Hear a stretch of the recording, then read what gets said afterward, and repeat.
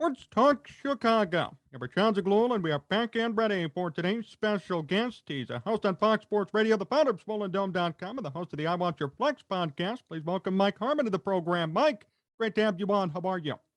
Nice quiet Monday, right? I mean, nothing happening. I mean, a lot of political unrest, fights about going to and from school. Oh, and the whole Bears thing. Hey, let's fire it up, right? How do you plan on celebrating?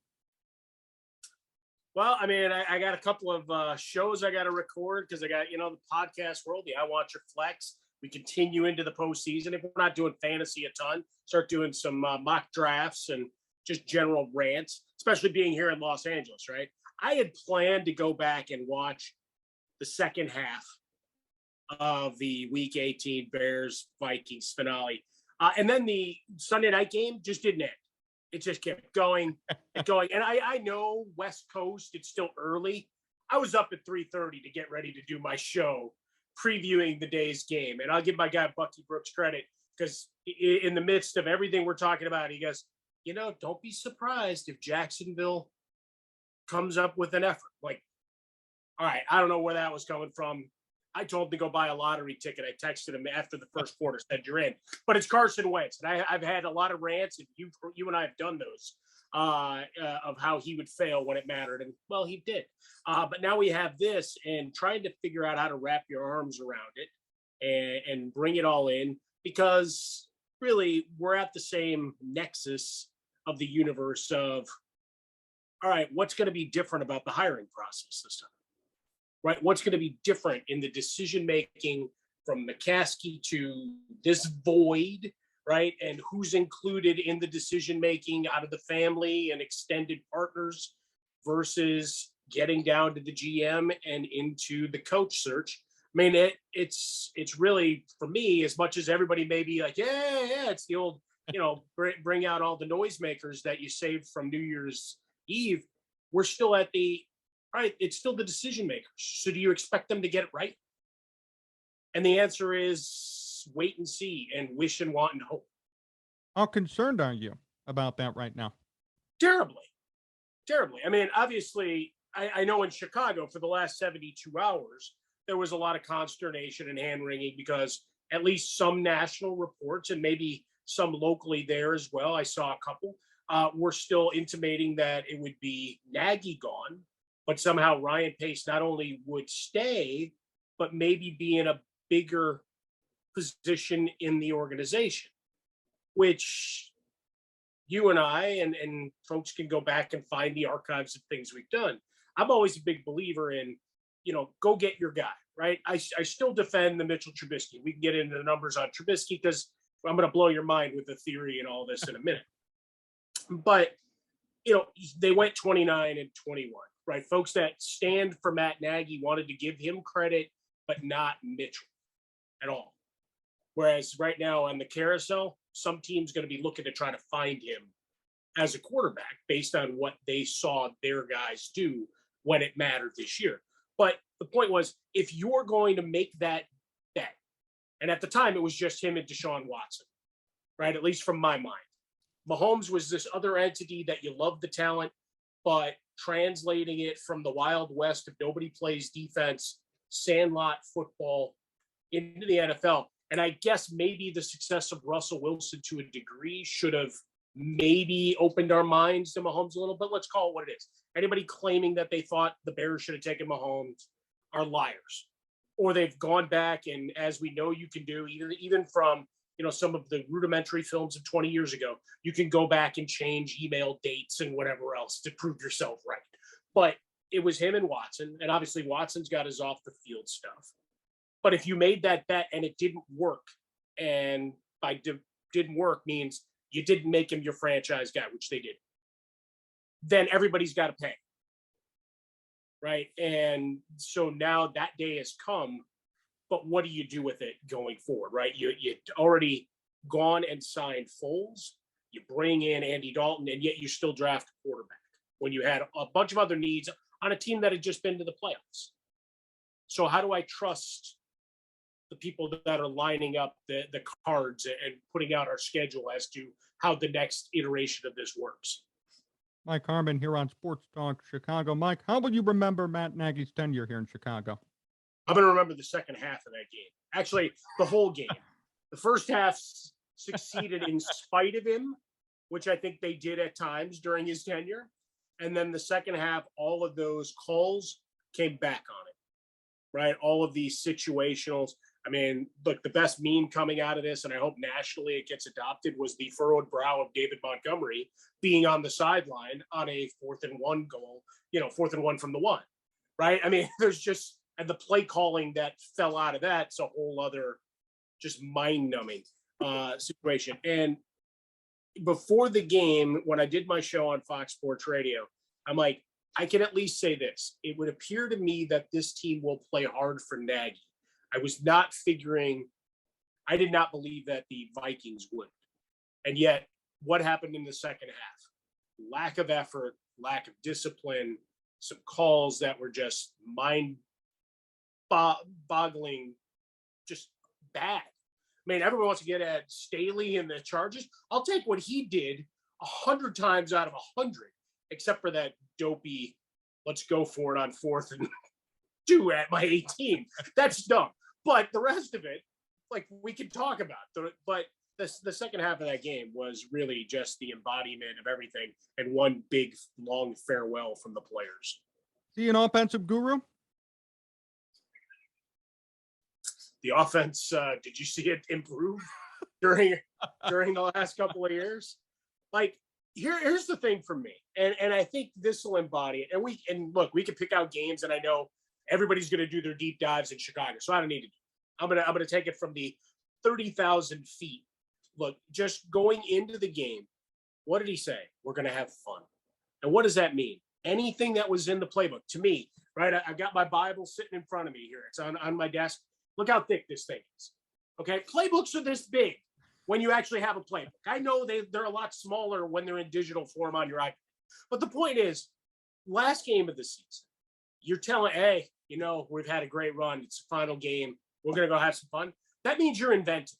Were they inventive at all in those 4th down plays? No, it was a half-ass drop back, and Dalton was a sitting duck because nobody chipped, nobody locked, and all of a sudden this guy's supposed to outrun 4 would-be tacklers.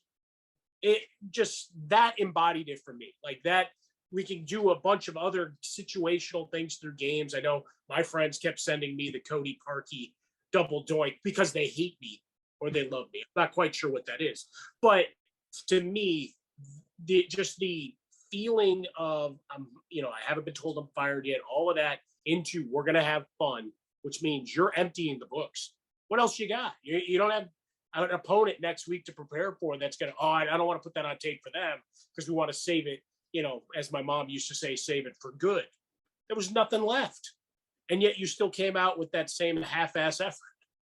How frustrating was his development of quarterbacks from Mitch Trubisky to now Justin Fields, who really had a horrible season in his rookie year statistically? Well, this is where I blow your mind, right? Goes back to organizational, right? To many, when he was drafted, he was the savior, right? And you either trust your guy or you don't, I think is what it goes back to Trubisky and all the way through.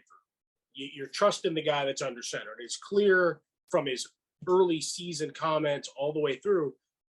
They brought in Dalton for a reason.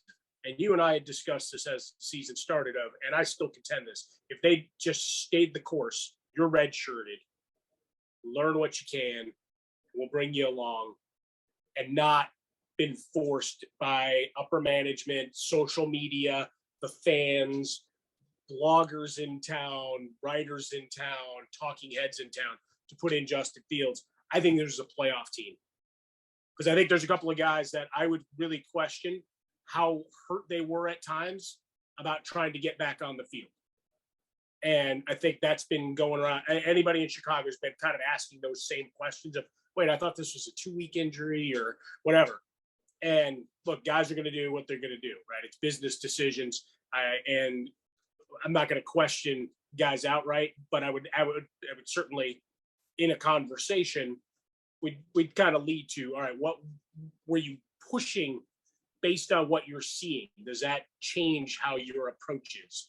And when we look at the development, no, I mean, we talked about Sandlot football before. That's kind of what it was, behind an offensive line that we knew coming into the season was going to be a very tall order to make work. And you got a mobile quarterback, especially at Fields. How early did you see anything? All right, let's get him to the edge. Because all quarterbacks make that throw now, right? From 8th grade on up. Like, it's one thing for a guy, Andy Dalton, Peyton Manning, all the like, go up the age ramp. That wasn't part of the game necessarily. It was stay between the tackles. Maybe you move and slide a little bit, step up a bit, whatever. But it wasn't, all right, designed, roll out. Very few quarterbacks. Michael Vick, go back to Steve Young. I mean, there's outliers, but the general rule now is that's what you're taught as a quarterback as a kid. So it's like, all right, if he's now going to be your guy, why aren't we moving that? Especially when you know your offensive line can't protect him if he stays back there. And his instinct, and it's not a pejorative, it's not cutting him down. It's a one read done. One, because that's all he had to do at Ohio State. But two, he knows he's got 1,000, 1,000 to get rid of the football. So yeah, I'll give a big F on development. Are you long-winded way to say that? But here's what's going to blow your mind, right? We talk about, all right, you've cut out Ryan Pace, you cut out Matt Nagy, all of this is done. What's the reset? Could Justin Fields moving on be part of the reset? To your point, terrible statistically, and go game to game, there are a lot of things to just go, okay, this is why he wasn't playing. There's a lot there that you like that maybe the right staff can nurture, but other than the length of contract that we know the Bears are going to let a guy coach out, are you finding the guy that's building to really maximize what he can be? And what got ruined in this year of process, right? So to that end, if you find a trade partner, there's going to be a bunch of veteran quarterbacks on the market, a couple that, are interesting, that the national narrative is terrible on them, but maybe they're a solution here. If the next group doesn't love Justin Fields as much as it seemed ownership and the fans did here. And it's not to say he can't be developed. I'm not throwing that out at all. But if we're going to really look at the organization and figure we're at the studs, you're starting from scratch. So everything needs to be looked at. You think it's feasible that the Bears could trade Justin Fields? I don't see why it should be off the table, is really what I come down to. Right? Did you see anything? I mean, you watched all the games. You talked to a lot of big shots there in the greater Chicagoland sports world. Did you see anything that made him an untouchable player? Nothing. No. Other than where he was drafted, the assets given to acquire him, and the trumpeting of a new king in town? The hype, exactly. That was it. Right? So, and there were moments, right? We all saw moments, right? And until week 18, I defy you to go find me any of those moments for Trevor Lawrence, right? Who was the number one guy and was destined to be this generational star. He actually showed me something in that final game. He was pissed off about the clown show and that people dressed up as clowns, the sponsors suing the team, all the unrest. And finally, they went out and they absolutely worked behind the other Josh Allen. They absolutely worked a great offensive line and stifled Jonathan Taylor, credit to the defense, but offensively they came out with a plan and they worked and they kept the team out of the playoffs that everybody loved. There was a game, like there was a whole game that you said there, not parts of games, not. And look, I'm certainly not praising Trevor Lawrence, but to the point is none of these quarterbacks had an unblemished season.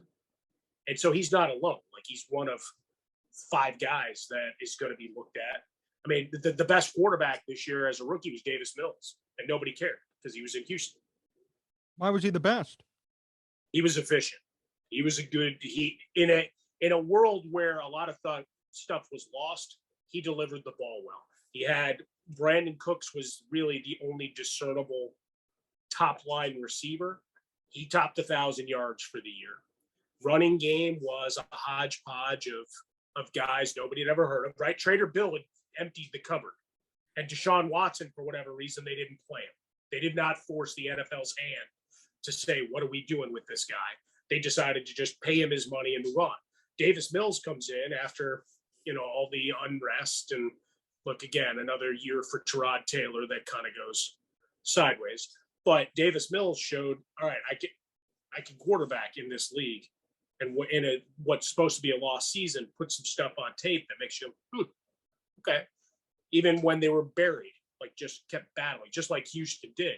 For the Bears, for Justin Fields, there's a lot to like about the arm strength, about the escapability. But how often did you see it really coalesce to something that was sustainable? It was a drive here, a drive there. And again, if you're going to really evaluate the team with a bunch of moving parts, older players that'll probably move on, a lot of ex-players making sure they knew everything, you wanted to know anything about the organization that they'd ever dealt with. They were spilling tea. Hi, Olin Kreutz. And then you've got to look at the entire organization. And if the price is right, given a maybe lackluster quarterback class here, and you think you bring in a veteran to keep the line moving, then maybe you do so.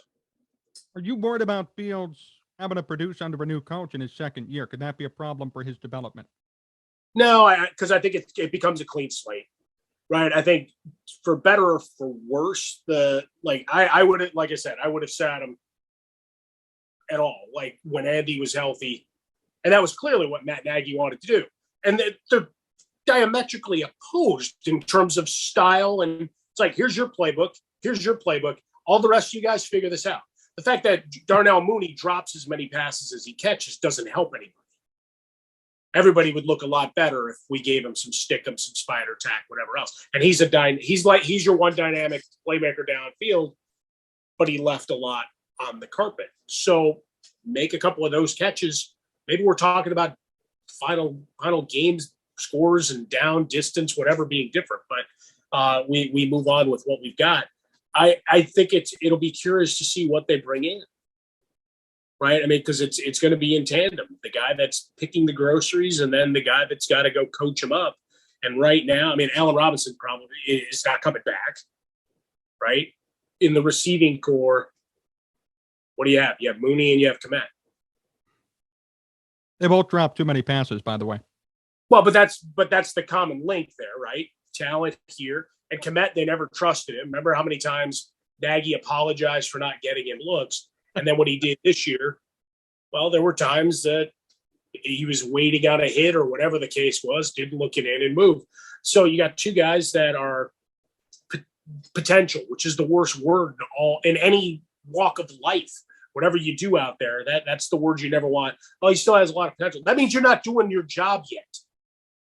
You could get there, but it means that there's still something they're looking for out of you, as opposed to we could keep building this, right? There's a different way, semantics, wordplay, whatever, to make it work. But beyond that, I mean, I love David Montgomery. It was a shame Tariq Cohen was not available this year. I think that could have been a big saver for any of the quarterbacks, right, as it were. But you got to do a big recruiting thing. Like, you're basically doing college football to a degree as a GM and coach coming in here, because you got to convince some of these big time talented guys. I don't know if you're sending them a mixtape of Justin Fields' greatest, saying, look at the heights of what the guy can do. Because I mean, look, Chicago has always been the place receivers go to die, right? That's always been the moniker. Although Baltimore's there too. Because did you realize Mark Andrews set the Baltimore record for receiving yards this year? I didn't even know. Yeah, last week he set that before this game. So, like, to just kind of put it in perspective, but it's an identity thing, right? Run the football, take your shots as you need to. In his case, he's just a dominant force and fantastic. But for the Bears, now it's a big sell job, right? Salary cap goes up. Obviously, you're looking around the division. Minnesota does what they do. Kirk Cousins is interesting because of that cap hit. So it seems like they're stuck in theory. Unless they decide, you know what, the salary cap's going up $20 million. That's half of what we owed him. So we cut our losses and then figure it out from there. I don't know. Green Bay. Everybody keeps thinking Aaron Rodgers is leaving the division. He's not going anywhere. They're not trading him. The only place he's going is if he's going to go back to Hawaii to hang out with Miles Teller or go sit as the third man on McAfee's show. Okay? Packers aren't getting rid of him, period. And if he wants to, not be part of things, they'll move on. They'll move on. They have to. Otherwise, his best chance to win, he owns the division. Not even to make the jokes about owning the Bears. He owns the division. Who's coming up to challenge him? Nobody. So why would you leave? It's your easiest path towards another home playoff date and a home run. So for the Bears, it's really, to me, and I hope that the years of futility and the frustration really resonates back. Like we talk about ownership in other cities of, all right, they realize their mortality. And not to get morbid on it, but it's don't you want to see your team be the beloved? Look at the home attendance the last couple games of the season. And that's not even selling to the opposition. You can't get anybody to go because the product is so bad. You got to fix that. And Arlington Heights isn't the only way to do it. Who are your ideal candidates for GM and head coach right now? GM's a mess. I have no idea.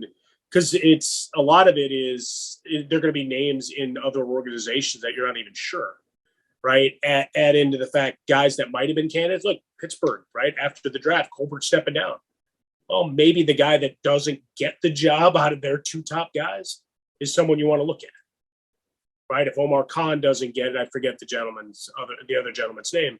But you've got two guys there that are in-house guys, the way they run their organization, which in theory is the same way the Bears should be, right? A mom and pop kind of organization. It seems like they're parallel, but run just so differently. Like you want someone like that, where it's an organizational builder. I would do everything I could to emulate what they've done in Green Bay, what they've done in Baltimore, what they've done in Pittsburgh, and what they've done in New England.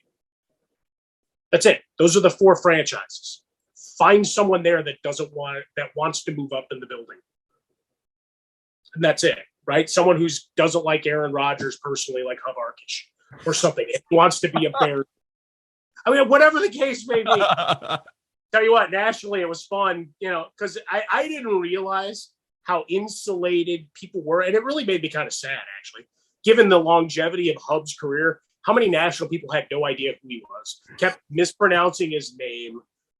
Yeah, look, Aaron says he doesn't know him. Like, he's been working in Chicago for 30 years. Aaron Rodgers, if you're going to tell him he's a liar about these other things, he damn well knows who Hub Arkish is. Are you kidding me?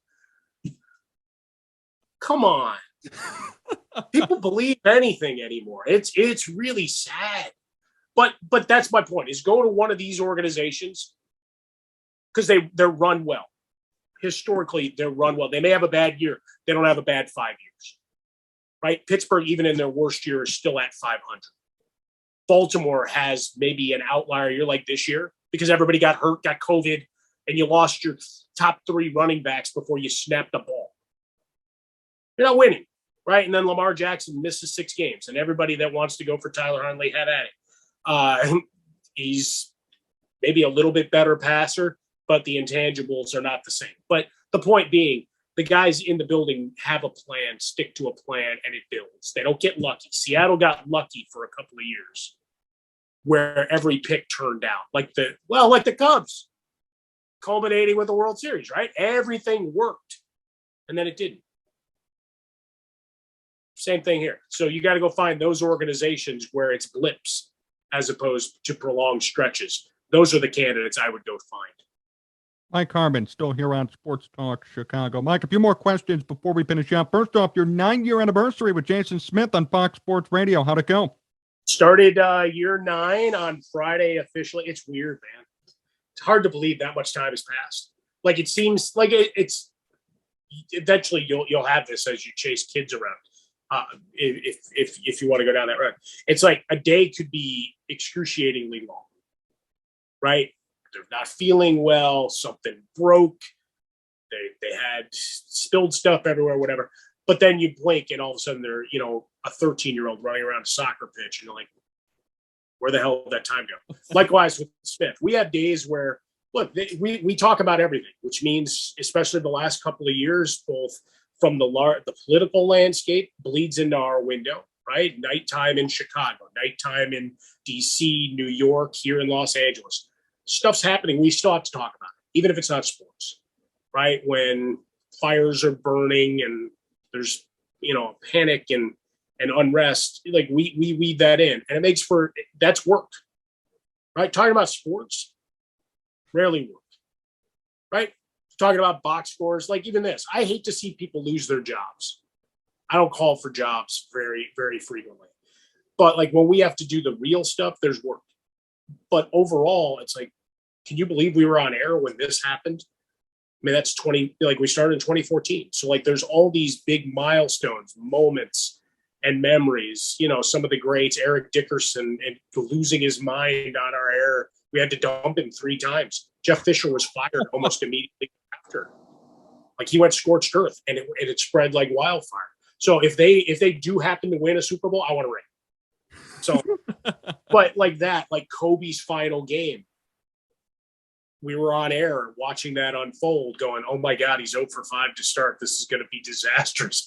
And then all of a sudden, I got guys, my editors are dancing in the hallways as he's hitting shot after shot in the second half, right? You've got those, all the title games, like Monday night, the national title game for college football. We cover those big moments. A lot of laughs, a lot of chaos and silliness mixed therein. John, I got to say, it's really strange. My kids have grown up during this. I think they now get an understanding. I don't just leave the house and disappear for a few hours because they were too loud, but it's very cool. I can't wait to see what we come up with next. You remember the first show you guys did together? We had Terrell Owens was our first guest. Wow. I forget how we worked that together. He was amazing because he's always had that great candor. And this was long before Hall of Fame voting and stuff. So that angst and that TO, people saw that when that happened. This was guys trying to figure out what he was doing next, commenting on the league, having some fun. Like he stayed on for a long time. So yeah, it was, but it was interesting, right? Because Jason had always done a solo show, except for his television work with NFL Network and some at ESPN, where he was more behind the scenes. But now he comes and he's got a partner. So those first couple months were a lot of feeling out. Certainly that first show, what's going to be normally an 11 became I've got to be concise because we've got to have a dialogue. And every once in a while, he still slips into it, especially if he knows I'm going to vehemently disagree with him. All of a sudden, I'll be looking at the clock. I'm like, that's 8 minutes, buddy.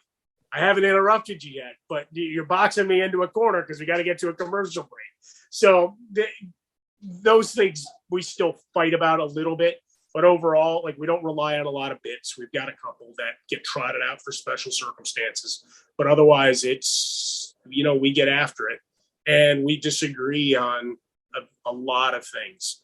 And I'm much more of the business dollars and cents and, dare I say, the word analytics without people throwing stuff at their machines, where I'll understand it maybe at a different level or appreciate it at a different level. And it's not a good or bad thing. It's just who we are.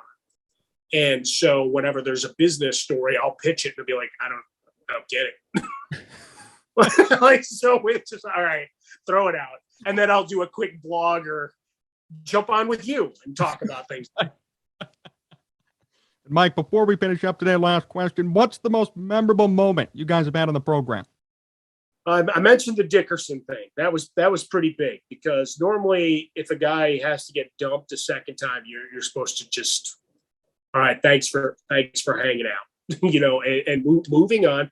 I would say for me, it's more the long-term effect of the people that listen, right? That remember how you approached a topic and see the consistency. Like, look, you can change my mind, right? And I'll be happy to do it, but I don't do it week to week. Like, it's got to be a lot. I'm a sample size guy, which is why the analytics stuff drives people nuts, because they're working over a 30, like, right? 30 to be statistically relevant. See, basic learnings, right? Plus, whatever, hundreds of trials, whatever. So it might not have worked in that instance, right? It's like the argument with, I mean, just take the Bears, for instance, to a relevant example. Tariq Cohen, right? That run into the line might not work once, but you're banking that on maybe the third or fourth attempt, he's going to find a seam, cut back, and he's gone.